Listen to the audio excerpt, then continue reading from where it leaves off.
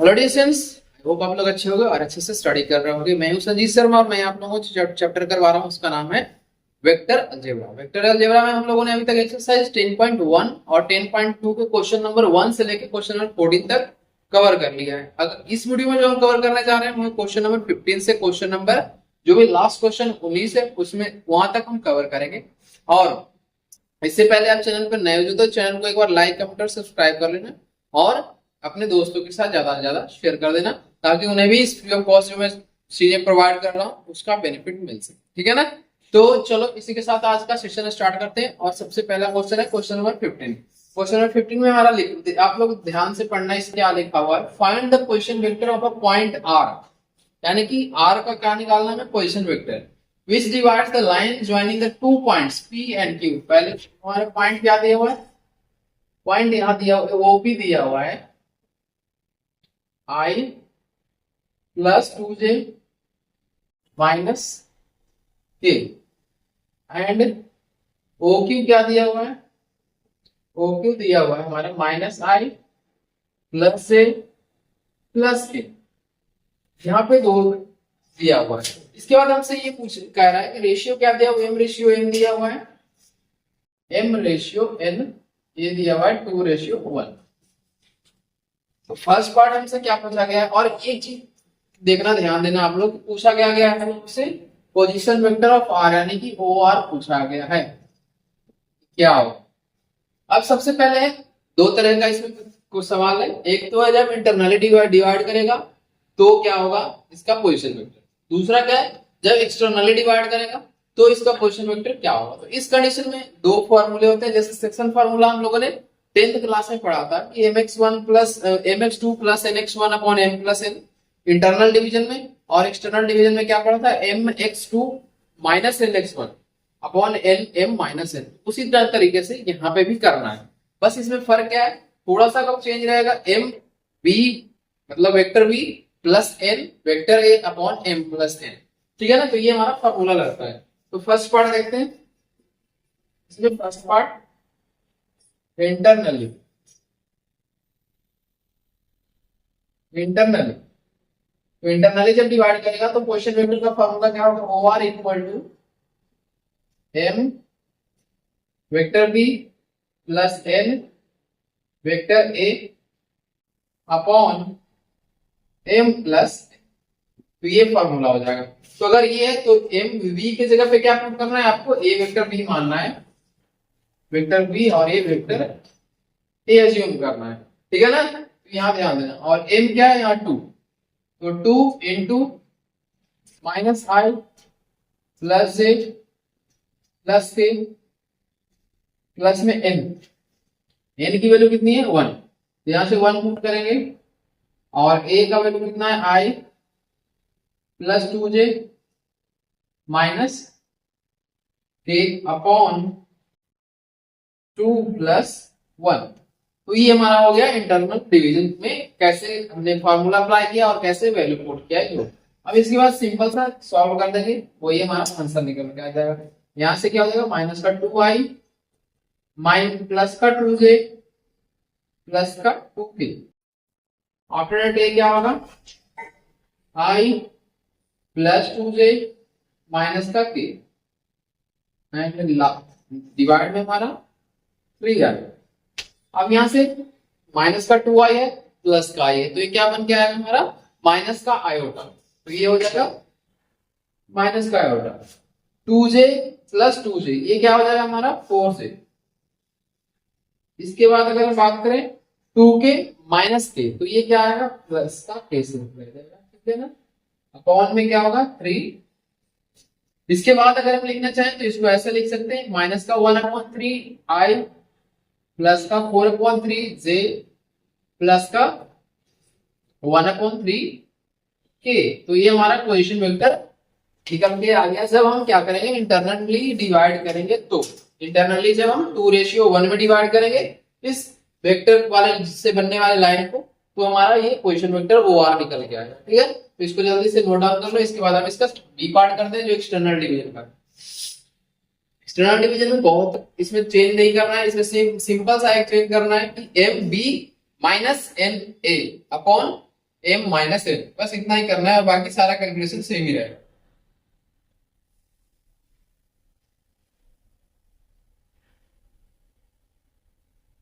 चलो अगर आप लोगों ने लिख लिया है तो इसका हम सेकंड पार्ट करते हैं। 15 का यहां से मैं मिटा रहा हूं, ये जो है इंटरनली लिखा हुआ है इसको मैं मिटा रहा हूं, बाकी सारा का सारा कैलकुलेशन ये नीचे मिट जाएगा।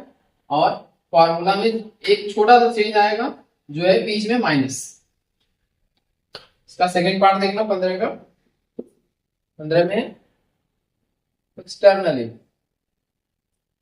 एक्सटर्नली होगा तो क्या होगा, ओ आर इक्वल टू, यहां से चेंज क्या होगा, ये यहाँ पे माइनस आ जाएगा और भी नीचे भी हमारा m माइनस n हो जाएगा। अब यहाँ पे सिंपल सा फिर से हमें वैल्यू पुट करना है, तो ये क्या होगा देखना ध्यान से, 2 b का वैल्यू सेम ही रहना है, यानी माइनस का आयोटा प्लस का j प्लस का -1, और ये क्या है आयोटा प्लस 2j माइनस का k अपॉन 2 -1, तो ये माइनस का 2i प्लस का 2j प्लस का 2k माइनस का आयोटा, और यहाँ पे तीनों में माइनस का मल्टीप्लाई करोगे तो माइनस का 2k हो जाएगा और प्लस का k अपॉन में 1 हो जाएगा। तो 2j से ये 2j कैंसिल आउट हो गया, माइनस का 2 और माइनस का 1 मिलके कितना आ गया, माइनस का 3 आयोटा, और ये 2k प्लस का k कितना हो गया 3। तो इस तरह से हमारा क्वेश्चन ये कंप्लीट हो गया। एक्सटर्नली डिवाइड जब करेंगे तो हमारा क्या निकल के आएगा, माइनस का 2 आयोटा प्लस का 3k, तो ये हमारा एक्सटर्नल डिवीजन क्या है। तो जल्दी से इसको नोट डाउन कर लो, इसके बाद हम आते हैं नेक्स्ट क्वेश्चन पे जो है क्वेश्चन नंबर 16। इसे अगर लिख लेते हो आप लोग तो क्वेश्चन नंबर 16 एक बार आप लोग पढ़ना कि क्या लिखा हुआ है। Find the position vector of the mid point of the vector joining the point P and Q, यानी कि P एंड Q को ज्वाइन करने वाले जो भी पॉइंट है, मिड पॉइंट का हमें क्या निकालना है, पोजीशन वेक्टर निकाल के बताना है, ठीक है ना। तो मिड पॉइंट का फॉर्मूला आई होप आप लोगों को अच्छे से याद होगा।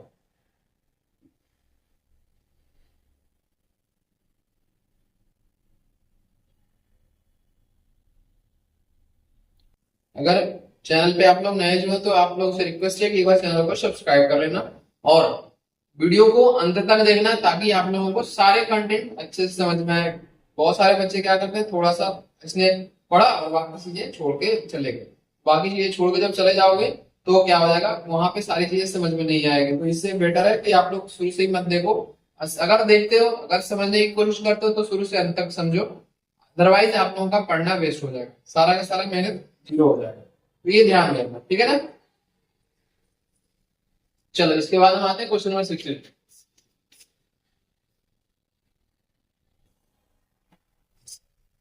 मिड पॉइंट का फार्मूला आप लोग वेक्टर जब आप पढ़ा रहे हैं तो आप लोगों को पता होना चाहिए कि मिड पॉइंट का फार्मूला क्या होता है। मिड पॉइंट का फार्मूला होता है vector A plus vector B upon 2। जिस तरह से हम कोऑर्डिनेट ज्योमेट्री में पढ़ते हैं मिड पॉइंट का x1 plus x2 upon 2, y1 plus y2 upon 2, इसी में इसमें भी क्या है a plus b upon 2 mid point में, क्योंकि रेशियो जो हमारा m रेशियो n जो है 1:1 आ जा रहा है। 1:1 यानी कि हमारा m और n दोनों जो 1 है, तो सिंपल सा डिवाइड में क्या रह जाएगा 1 + 1 2 हो जाएगा, ठीक है ना। तो इसलिए ज्यादा कहीं इसमें नहीं, जहां पे देखना 16 नंबर है। सबसे पहले पॉइंट P क्या दिया हुआ है, पॉइंट P हमारा दिया हुआ है 2 3 4 एंड Q दिया हुआ है, Q दिया है हमारा 4 1 और -2। तो यहां से OP क्या निकल के आएगा, OP वेक्टर अगर हम फाइंड करना चाहें तो ये निकल के आएगा 2i + 3j + 4 एंड OQ क्या निकल के आएगा, OQ हमारा क्या निकल के आएगा 4i + j - 2k। तो यहां से ये हो गया। अब इसके बाद हमें फाइंड क्या करना है, OR फाइंड करना है, यानी कि position vector of the mid point, ठीक है ना। मैं लिख दे रहा हूं position vector of mid point. समझ में बात आई।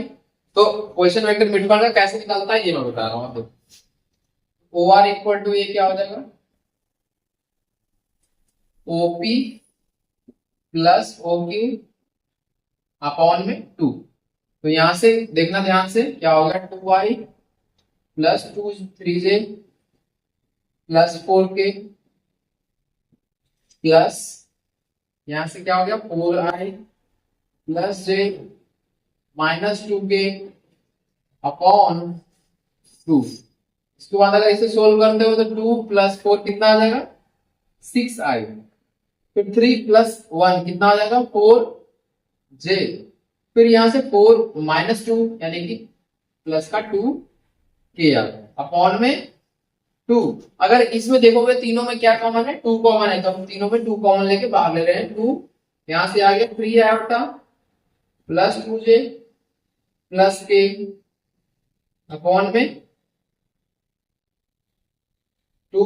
तो हमारा आंसर क्या निकल के आएंगे, 3 iota plus 2j plus k। ये हो गया हमारा आंसर। ठीक है, इस तरह से क्वेश्चन नंबर 16 हमारा कंप्लीट हो चुका है। तो ये जल्दी से आप लोग लिख लो, छोटा सा क्वेश्चन था, सिंपल सा, 2-3 लाइन में कंप्लीट हो गया। इसके बाद इसे लिखने के बाद आप लोग क्वेश्चन नंबर 17 एक बार करने की कोशिश करना कि 17 में क्या पूछा गया है। ठीक है, जल्दी से इसको लिख लो आप लोग। क्वेश्चन नंबर 17 इसे लिखने के बाद आप लोग देखोगे कि कैसे क्या पूछा गया है इसमें। इसमें पूछा गया है, so that the points A B and C with the position vector A B and C respectively from the vertices of form, from नहीं से फॉर्म होगा, और थोड़ा सा स्पेलिंग मिस्टेक है, मतलब फॉर्म मतलब निर्माण करते हैं यहाँ पे, तो ये ध्यान देना कि ये क्या है, form the vertices of a right angle triangle. तो राइट एंगल ट्रायंगल में हमें सबसे पहले क्या दिखाना पड़ेगा इसमें कि AB का स्क्वायर प्लस BC का स्क्वायर इक्वल टू क्या है, AC का स्क्वायर है। तो अगर ये हमने फाइंड कर लिया तो हमारा, और AB का स्क्वायर जो है AB का स्क्वायर प्लस BC का स्क्वायर जो है AC के स्क्वायर के बराबर अगर आता है, दैट मींस ये हमारा राइट एंगल ट्रायंगल फॉर्म करेगा, अदरवाइज फॉर्म नहीं करेगा। तो चलो देखते हैं फाइंड करके। सबसे पहले क्या है, यहाँ पे क्वेश्चन 17 में हमारा वेक्टर ए दिया हुआ है, देखो वेक्टर ए दिया हुआ है 3 iota minus 4j minus 4k। B क्या दिया हुआ है हमारा, बी दिया हुआ है 2 आयोटा माइनस j प्लस का k। फिर सी क्या दिया हुआ हमारा, सी दिया हुआ है आई माइनस 3j माइनस 5k। ठीक है, अब इसमें ये क्या है, इसमें हमें ए बी कैसे फाइंड करोगे पहले बताओ। A B equal to B vector B minus vector A हो जाएगा। Vector B minus vector A अगर करते हो तो क्या निकल के आएगा आपको, देखो ध्यान से, बी माइनस ए यानी कि 2 माइनस 3 कितना होगा, माइनस का आएगा। फिर ये क्या होगा हमारा, माइनस माइनस प्लस यानी कि 3j हो गया, साथ में ये क्या हो गया 5k हो गया। डन। तो ये हमारा वेक्टर ए बी निकल के आएगा। तो modulus of vector A B क्या होगा बताना, modulus of vector A B under root X square plus Y square plus Z square. हमने कल भी मॉडुलस निकालना सीखा है। तो ये क्या हो जाएगा, -1 का स्क्वायर प्लस 3 का स्क्वायर प्लस 5 का स्क्वायर। तो ये कितना निकल के आएगा, ये हमारा देखो 25, 5 का स्क्वायर 25 प्लस 9 कितना हो गया, 25 प्लस 9 हो गया 34 और 1 35, यानी कि ये हो गया 35। Done. After that A B का स्क्वायर कितना आएगा, मॉडुलस ए बी का स्क्वायर अगर हम फाइंड करें तो ये हो गया 35। इसके बाद सेकंड क्या देखेंगे, बीसी, यानी कि वेक्टर बीसी निकालने का कोशिश करते हैं। तो वेक्टर बीसी क्या हो गया, vector C minus vector B. Vector C minus B करोगे तो ये कितना आएगा, माइनस का आई और ये माइनस का 2j और ये कितना आ जाएगा, माइनस का 6k। ठीक है, इसके बाद हमारा मॉडुलस ऑफ बीसी कितना निकल के आएगा ये बताओ, अंडर रूट -1 का स्क्वायर प्लस -2 का स्क्वायर प्लस -6 का स्क्वायर, यानी ये कितना हो गया 36 और 4 40 और 1 41, यानी कि 41 हो गया, अंडर रूट 41। इसी तरह से बीसी का स्क्वायर करोगे तो क्या निकल के आएगा, बीसी का स्क्वायर करोगे तो 41 हो गया। अब लास्ट जो बच गया हमारा एसी, तो हम साइड एसी कैसे निकालेंगे, एसी जो निकालने जा रहे हैं इस तरह से, तो एसी क्या हो गया सी माइनस ए, सी माइनस ए, इसको करो आप लोग, सी माइनस ए करोगे तो कितना आएगा 1 माइनस 2, तो 1 माइनस 3 कितना होगा, माइनस का 2 आया बेटा, माइनस 3 और ये है माइनस का 4, तो माइनस माइनस प्लस यानी कि कितना हो जाएगा ये प्लस का जे, और लास्ट में हो गया -5 और ये, तो ये भी होगा क्या प्लस का के। डन। इसके बाद मॉडुलस ऑफ एसी क्या निकल के आएगा, देखना ध्यान से आप लोग, मॉडुलस ऑफ एसी निकल पॉइंट हमारा होगा -2 का स्क्वायर प्लस, यहां देखो 1 का स्क्वायर प्लस 1 का स्क्वायर, यानी कि ये कितना होगा मॉडुलस का 6, तो ये हो गया एसी का स्क्वायर इक्वल टू 6। अब यहां पे आप लोग ध्यान दो एक चीज कि क्या हमारा ए बी का स्क्वायर प्लस ए सी का स्क्वायर, मॉडुलस ए बी का स्क्वायर प्लस ए सी का स्क्वायर, दोनों मिलकर तो किसके बराबर आ रहा है, बीसी के स्क्वायर के बराबर आ रहा है, बीसी का स्क्वायर के बराबर आ रहा है। देयरफॉर क्या हो जाएगा, therefore A B C, triangle A B C is right angle triangle. ठीक है, तो ये हमारा प्रूफ हो गया। इसमें हमने जो शो करना था कि क्या ये राइट एंगल ट्रायंगल है, तो बिल्कुल राइट एंगल ट्रायंगल है, तो ये हमने हमारा आप लोगों के सामने क्वेश्चन किया हुआ है। ठीक है ना, तो जल्दी से इसको नोट डाउन कर लो, समझने की कोशिश करना साथ के साथ।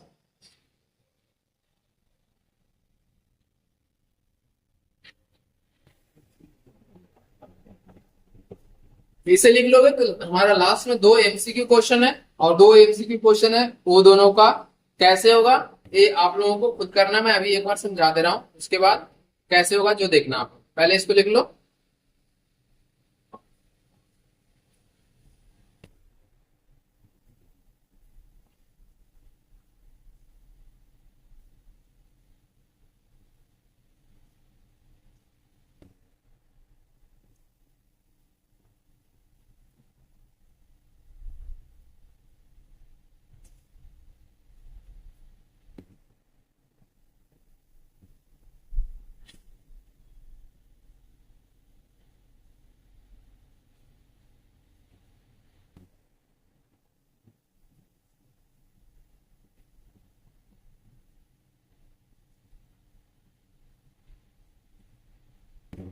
ठीक है, इसे लिख दिया आप लोगों ने। इसके बाद हम देखते हैं क्वेश्चन नंबर 18 जो है एक एमसीक्यू क्वेश्चन है। तो एमसीक्यू में इसमें हमें चेक करके देखना है कि कौन सा स्टेटमेंट जो है इसमें करेक्ट नहीं है। तो एक सेकंड अगर आप लोग ध्यान दोगे तो इसमें डायग्राम की मदद से हम लोग देख सकते हैं आसानी से। अगर डायग्राम आप लोगों का वेक्टर का होता है तो आसानी से बना सकते हैं, क्योंकि ट्रायंगल का फॉर्मेशन है, ट्रायंगल कैसे फॉर्म होता है और कैसे क्लोज होता है ये आप लोगों को पता होना चाहिए। तो इसमें 18 नंबर का फर्स्ट ऑप्शन दिया हुआ है, ए में क्या दिया हुआ है देखो ध्यान से, A B plus B C, A B plus B C plus ये क्या है सी ए इक्वल टू 0। तो इसमें कैसे होगा ये ध्यान देना, ए बी, अब यहाँ पे छोड़ो, यहाँ पे क्या करोगे सबसे पहले आप लोग इसको इस तरफ लेकर जा सकते हो, A B plus B C equal to minus का सी ए, या फिर इसको चेंज अगर करते हो तो क्या निकल के आएगा, A B plus B C equal to A C, यानी कि डायरेक्शन चेंज हो गया तो ए सी हो जाएगा। तो ये राइट एंगल एक ट्रायंगल एक फॉर्म करेगा। तो इस तरह से एक ये तो सही है, फिर ऑप्शन बी भी हमारा सही है, और ऑप्शन सी जो है क्लिक करके देख लेते हैं क्या हमारा ऑप्शन सी सही है क्या नहीं। ऑप्शन सी देखो, A B plus B C minus का ए सी इक्वल टू 0। तो क्या ये स्टेटमेंट सही है या फिर नहीं सही है, तो ये आप लोग बताओ। A B plus B C क्या ये बनेगा या फिर नहीं बनेगा। यहाँ पे एक राइट ट्रायंगल बनाना, ए बी ये हो गया ए टू बी, फिर क्या है बी सी, इस तरह से सीखना होगा माइनस इक्वल टू AC, ठीक है, AB प्लस BC इक्वल टू AC। तो सेम स्टेटमेंट आ गया, तो ये वाला क्या ये सही है? एक मिनट मुझे देखिए, तो क्वेश्चन में ऑप्शन जो दिया हुआ है बोर्ड में वो सही लिखा हुआ है?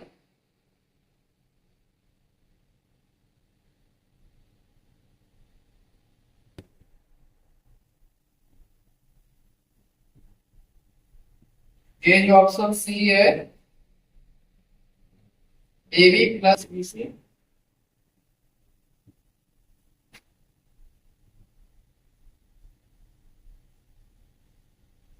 इसमें क्या है?